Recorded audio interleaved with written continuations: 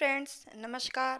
आज के वीडियो में हम लेकर आए हैं शब्द रचना में व्युत्पत्ति के आधार पर शब्द रचना। इससे पहले हमने उत्पत्ति के आधार पर शब्द रचना देखी। तो उत्पत्ति के आधार पर जो शब्द रचना होती है उसके 4 प्रकार हैं, यानी तत्सम शब्द होते हैं, तद्भव शब्द होते हैं, देशज शब्द होते हैं और विदेशज शब्द होते हैं। और उसके अतिरिक्त हमने संकर शब्द कैसे बनते हैं वो भी देखे। तो आज के वीडियो में हम देखेंगे व्युत्पत्ति के आधार पर शब्द किस प्रकार से बनते हैं, किस प्रकार से होते हैं। व्युत्पत्ति के आधार पर जो होते हैं उसी को रचना के आधार पर, संरचना के आधार पर या बनावट के आधार पर शब्द कहते हैं, यानी शब्द रचना। पूछा जा सकता है व्युत्पत्ति नहीं लिखकर रचना, संरचना या बनावट के आधार पर शब्द रचना कितने प्रकार की होती है। तो 3 प्रकार की होती है, रूढ़ शब्द, यौगिक शब्द और योग रूढ़ शब्द। तो इनको देख लेते हैं हम एक एक को कि किस प्रकार से रूढ़, यौगिक और योग रूढ़ शब्द बनते हैं, होते हैं। तो सबसे पहले हम देखते हैं रूढ़ शब्द। रूढ़ शब्द क्या होते हैं? रूढ़ शब्द होते हैं वे शब्द जो किसी व्यक्ति, वस्तु, स्थान, प्राणी के लिए लंबे समय से विशेष अर्थ में प्रयोग किए जा रहे हैं। यानी बहुत लंबे समय से जिन शब्दों को बोला जा रहा है उनमें कोई परिवर्तन नहीं हुआ है। तो परंपरा से चले आ रहे जो शब्द हैं उनके निश्चित नाम हैं, उन शब्दों को हम रूढ़ शब्द कहते हैं। और उन शब्दों में कोई भी योग नहीं है, अर्थात कोई भी दूसरा शब्द या वर्ण जुड़ा हुआ नहीं है। जैसा पहले बोलते थे वैसा ही अभी बोलते आ रहे हैं, यानी जो परंपरागत शब्द होते हैं वही रूढ़ शब्द होते हैं।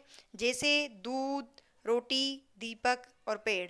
और इन शब्दों को समस्त जनसामान्य इन्हीं शब्दों के नाम से समझ भी जाता है, क्योंकि ये परंपरागत शब्द है और जनसामान्य में बोले जाने वाले शब्द है। तो ये है रूढ़ शब्द। आगे हम देखते हैं यौगिक शब्द। यौगिक शब्द योग प्लस इक। तो योग प्लस इक अर्थात 2 या 2 से अधिक रूढ़ शब्दों को जोड़ने से बनने वाले शब्द यौगिक कहलाते हैं। यानी योग है तो जुड़ेगा तो 2 या 2 से अधिक, ये हमें ध्यान रखना है। इसमें रूढ़ शब्द होंगे लेकिन 2 या 2 से अधिक होंगे और इन दोनों को जोड़ने से जो शब्द बनता है वह कहलाता है यौगिक शब्द। और इनका विच्छेद करने पर दोनों का अपना अपना अलग होता है। यानी 2 रूढ़ शब्दों से बनाए जाते हैं, जो 2 रूढ़ शब्दों से एक शब्द बनता है उसको यौगिक शब्द कहते हैं। और अगर इन्हीं रूढ़ शब्दों को अलग अलग कर दिया जाए तो इन दोनों का ही वापस अपने आप में अलग अलग अर्थ भी होता है, तो उसे यौगिक शब्द कहते हैं। जैसे विद्या, आलय, 2 शब्द है, 2 रूढ़ शब्द है, दोनों को मिलाने से बना विद्यालय। तो विद्यालय का अर्थ हम जानते हैं, अंग्रेजी में जिसे स्कूल कहते हैं, जहाँ बच्चे पढ़ने जाते हैं वो विद्यालय। लेकिन विद्या का अर्थ जो ज्ञान होता है, विद्या जिसे हम अर्जित करते हैं वह विद्या। और आलय का अर्थ है घर, यानी वह घर जहाँ विद्या अर्जित की जाती है, तो उसे कहते हैं विद्यालय। इस प्रकार से 2 रूढ़ शब्दों से एक यौगिक शब्द बनता है। इसी प्रकार प्रेम सागर, इससे शब्द बनेगा प्रेम सागर। प्रतिदिन, प्रति प्लस दिन 2 शब्द हैं। दूध वाला, यानी जो दूध वाला है उसके लिए, कैसे दूध वाला एक के लिए प्रयुक्त हुआ, दूध और वाला यानी दूध बेचने वाला। तो ये थे यौगिक शब्द। अब हम देख लेते हैं योग रूढ़ शब्द। योग रूढ़ शब्द क्या होते हैं? देखो इसमें भी 2 ही रूढ़ शब्द होंगे, लेकिन अंतर क्या होगा इसे ही हमें समझना है। तो योग रूढ़ शब्द में 2 रूढ़ शब्दों के योग से बनते हैं, परंतु इसको मिलाने या योग करने पर तीसरा अर्थ निकलता है। यानी यहाँ पर जो 2 रूढ़ शब्द मिलाए उसी से संबंधित अर्थ था यौगिक शब्द का, लेकिन जो योग रूढ़ शब्द है उनमें 2 रूढ़ शब्दों को मिलाने से उस शब्द का अन्य अर्थ निकलता है, तीसरा अर्थ निकलता है। यानी जो मुख्य अर्थ है उसके साथ साथ एक सांकेतिक अर्थ भी देता है। जैसे गज आनन, यहाँ भी 2 रूढ़ शब्द हो गए, गज आनन। गज यानी हाथी, आनन यानी मुख, जिसका मुख गज के समान है। यहाँ इन शब्दों से, साधारण शब्दों से तो ये अर्थ समझ में आ रहा है, लेकिन तीसरा अर्थ कहाँ कि ऐसे जिसका मुख हाथी के समान है वो कौन होते हैं? गणेश भगवान। तो यहाँ ये है तीसरा अर्थ, यानी सांकेतिक अर्थ है। संकेत किसकी तरफ है? गणेश जी की तरफ। इसी प्रकार से पीताम्बर, पीत प्लस अंबर, अंबर यानी कपड़े, पीत यानी पीले, जिसने पीले वस्त्र धारण कर रखे हैं। इसका साधारण अर्थ तो ये है, लेकिन तीसरा सांकेतिक अर्थ क्या होगा? विष्णु, क्योंकि विष्णु सदैव पीले वस्त्र धारण करते हैं। ये समास से भी जुड़े हुए हैं और इन शब्दों से हमें समास भी समझ में आते हैं, क्योंकि ये सब बहुव्रीहि समास में बनते हैं। इस प्रकार से जो तीसरा अर्थ निकलता है वो बहुव्रीहि समास में निकलता है, समास में। आसु प्लस तोष, इस प्रकार से आसु और तोष, आसु तोष, तोष यानी संतुष्ट, आसु यानी शीघ्र, यानी जो शीघ्र संतुष्ट हो जाए। तो शीघ्र संतुष्ट होने वाले कौन है? शिव, शिव भगवान शीघ्र संतुष्ट होते हैं। अब देखो ट्रिक के माध्यम से हम सबको एक साथ समझ लेते हैं। रूढ़ शब्द एक निश्चित नाम वाला शब्द और परंपरागत शब्द यानी पारंपरिक शब्द, ये तो हुआ रूढ़ के लिए। दूसरा है यौगिक, रूढ़ प्लस रूढ़, दो से अधिक भी हो सकता है। इसमें कौन कौन से शब्द आएंगे? संधि शब्द, समास शब्द, उपसर्ग शब्द और प्रत्यय शब्द। अब लेकिन अपवाद या ये कहे कि इसमें क्या नोट करने वाली बात है, जो बहुव्रीहि समास है उसके शब्द यौगिक में नहीं आएंगे, ये हमें ध्यान रखना है। आजकल परीक्षा में प्रश्न सीधे सीधे नहीं पूछा जाता है कि कौन सा यौगिक शब्द है और इससे कौन सा शब्द बनेगा।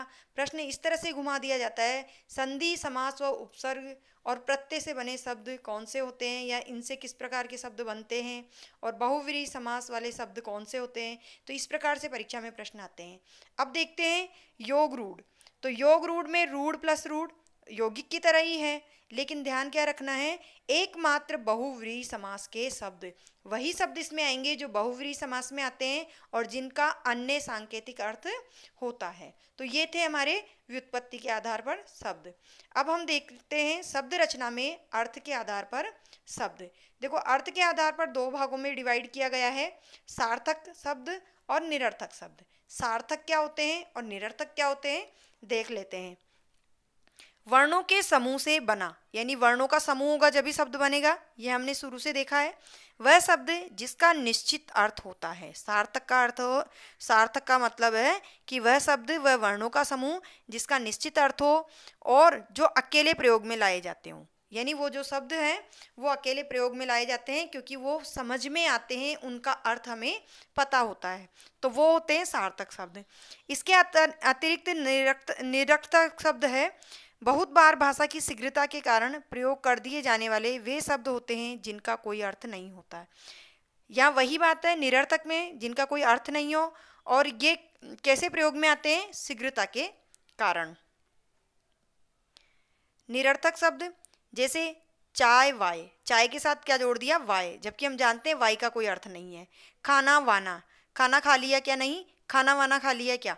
तो वाना शब्द का कोई अर्थ नहीं है। इसी प्रकार से दाल, वाल, पढ़ाई, वढ़ाई, इधर के जो शब्द है ये सब निरर्थक है, इनका अपना कोई अर्थ नहीं है, ये केवल सार्थक शब्दों के साथ जोड़ दिए गए हैं। अब देखते हैं एकार्थी शब्द। जो एकार्थी शब्द यानी एक अर्थ देने वाले शब्द, जिन शब्दों का प्रयोग एक ही अर्थ में होता है वो एकार्थी शब्द होते हैं। जैसे दिन, लड़का, पर्वत, नदी।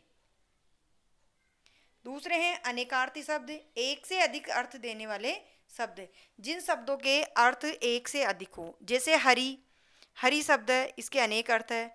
हरि का अर्थ है विष्णु, बंदर, सूर्य, और हरि का अर्थ यमराज भी होता है। इसी प्रकार से सारंग शब्द अनेक अर्थों में प्रयुक्त होता है। सारंग का अर्थ मोर भी होता है, और सारंग एक प्रकार का राग भी है। सारंग सर्प को भी कहते हैं और बादल को भी कहते हैं। इसी प्रकार से नग, नग जो शब्द है वो एक नगीना भी होता है, उसका अर्थ पहाड़ भी होता है। और नग जो सामान होते हैं, चीज़ें, वस्तुएं या पदार्थ जिनकी हम काउंटिंग करते हैं, तो कितने नग है, यानी पदार्थ के लिए भी प्रयोग कर दिया जाता है। और वृक्ष को भी अब नग कहते हैं। इसी प्रकार से अमृत, तो अमृत जिसका अर्थ होता है जल, और अनेक अर्थ होते हैं, तो पारा भी इसका अर्थ होता है, दूध भी इसका अर्थ होता है, और स्वर्ण भी अमृत का अर्थ होता है। अब आगे देखते हैं पर्यायवाची शब्द। हम देखते हैं पर्यायवाची शब्द कैसे होते हैं। तो पर्यायवाची जो शब्द होते हैं वो समान अर्थ वाले शब्द होते हैं। देखो यहाँ अनेकार्थी और पर्यायवाची में यही अंतर है कि जो अनेकार्थी होते हैं उसके एक ही शब्द के अनेक अर्थ होते हैं, और पर्यायवाची शब्द में वही शब्द समान अर्थ वाले होते हैं। अर्थात समान अर्थ वाले और भी शब्द होते हैं उसी अर्थ के, और यहाँ अनेक अर्थ के हैं। कमल, दानव, मित्र, इनके एक से अधिक नाम हैं, तो जिनके एक से अधिक नाम हो वो पर्यायवाची शब्द होते हैं। जैसे कमल है तो कमल को सरोज कहते हैं, नीरज कहते हैं, वारिज कहते हैं, है ना। क्योंकि जल के पर्यायवाची होते हैं नीर यानी पानी, वारी यानी पानी, और इनके ज लगा दिया यानी पानी में जन्म लेने वाले, तो ये हो गए कमल के पर्यायवाची। इसी प्रकार से सूर्य के रवि, सूरज, आदित्य, ये हैं पर्यायवाची शब्द। अब देखते हैं विलोम शब्द। विलोम शब्द क्या होते हैं? विपरीत अर्थ देने वाले शब्द विलोम होते हैं, जिनका अर्थ उल्टा हो यानी उससे विपरीत अर्थ हो, तो वो होते हैं विलोम शब्द। जैसे दिन का रात, माता का पिता और सुख का दुख। आगे देखते हैं युग्म शब्द। युग्म शब्द यानी जो जोड़े में हो, ऐसे शब्द जिनका उच्चारण समान प्रतीत होता है, यानी जोड़े में आ गए ये शब्द, इनका उच्चारण में तो समानता है लेकिन अर्थ अलग अलग है। जैसे आदि, आदि, तो जो ये आदि है छोटी ई की मात्रा वाला, इसका अर्थ होता है सबसे पहले के लिए प्रयोग किया जाता है, प्रथम के लिए भी, और आदि आदि यानी वगैरह वगैरह। और आदि, ये आदि का अर्थ है अभ्यस्त, यानी किसी भी चीज़ के का अभ्यास हो चुका है, वही आदि हो चुका है वो। इसी प्रकार से अगम और आगम, तो अगम का अर्थ होता है जाना संभव नहीं हो, जिसका गम यानी जाना लगा दिया नहीं, अगम का अर्थ है जाना संभव नहीं हो। और आगम का अर्थ है आगमन, आने से इसका अर्थ है। इसी प्रकार से अंश और अंश, अंश और अंश, तो जो अंश है ये सैसलेट वाला, इसका अर्थ है कंधा, और जो अंश है ये एक प्रकार से किसी भी चीज़ का भाग, तो ये है अंश और अंश। तो ये युग्म शब्द हैं जिनके अर्थों में अंतर होता है लेकिन उच्चारण में समानता होती है। आगे देखते हैं शब्द समूह के लिए एक शब्द, यानी जो शब्दों का समूह है, जैसे वाक्य है तो उनके लिए किसी एक शब्द का प्रयोग करना, पूरे वाक्य को एक ही अर्थ में समझ लेना। किसी वाक्य या शब्द या वाक्यांश समूह को एक ही शब्द द्वारा अभिव्यक्त करना या जो करता है वो शब्द समूह होता है। जैसे प्रत्यक्ष ना हो, जैसे ये वाक्य हो गया एक तरह से जो प्रत्यक्ष ना हो, तो जो प्रत्यक्ष नहीं है उसको क्या कहते हैं? परोक्ष। दूसरा, दूसरों पर निर्भर रहने वाला, जो दूसरों पर निर्भर रहता है, ये एक प्रकार का वाक्य है, इसमें 3-4 शब्द हैं, शब्दों का समूह है, तो इसके लिए एक ही शब्द क्या प्रयोग करेंगे? पराश्रित। इस प्रकार से अनेक वाक्य होते हैं जिनके एक ही शब्द होते हैं और ये परीक्षा में पूछ लिए जाते हैं। आगे देखते हैं समानार्थक प्रतीत होने वाले भिन्नार्थक शब्द। क्या है? समान अर्थक, समान जिसका अर्थ प्रतीत हो रहा है लेकिन वो भिन्न अर्थ वाले शब्द होते हैं। तो रचना की दृष्टि से समान प्रतीत हो, यानी जो बनावट है, जो लिखावट है, उसकी दृष्टि से वो समान प्रतीत होते हैं, लेकिन अर्थ की दृष्टि से बहुत समीप किंतु सूक्ष्म अंतर होता है। यानी अर्थ की दृष्टि से भी बहुत ज़्यादा अंतर नहीं होता, सूक्ष्म अंतर होता है। जैसे अस्त्र और शस्त्र, दो शब्द हैं, तो अस्त्र क्या होते हैं? फेंक कर वार करने वाले हथियार, फेंक कर वार करने वाले हथियार, जैसे भाला और तीर। जो अस्त्र होते हैं वो फेंक कर वार किए जाते हैं, यानी उनको जब वार करते हैं तो अपने हाथों से छोड़ दिया जाता है। और शस्त्र जो हाथ में रखकर जिन हथियारों का प्रयोग किया जाता है, जैसे तलवार, लाठी, चाकू, यानी इन सब से लड़ाई की जाती है अपने हाथ में रखकर, जबकि जो अस्त्र होते हैं भाला, तीर वगैरह, उनको छोड़ दिया जाता है। आगे हैं समूहवाची शब्द। तो समूहवाची शब्द क्या होते हैं? एक समूह का प्रतिनिधित्व करने वाले, जो एक ही समूह का प्रतिनिधित्व करें वो शब्द होते हैं गट्ठर, गुच्छा। ऐसे शब्द हैं जिसमें एक ही वस्तु नहीं है, यानी उसके समान वस्तुओं का समूह है, तो ये गट्ठर, गुच्छा, इस प्रकार के जो शब्द होते हैं वो समूहवाची शब्द होते हैं। इसके बाद ध्वन्यात्मक शब्द, जो ध्वनि करते हैं, ध्वनि पर आधारित वाले शब्द, जैसे पशुओं की बोली। पशुओं की बोली को हम पहचानते हैं कि कौन से पशु की बोली है, तो वो ध्वनि से हम पहचानते हैं। पक्षियों की बोली, इसी प्रकार ध्वनि से ही पक्षियों की बोली पहचानी जाती है।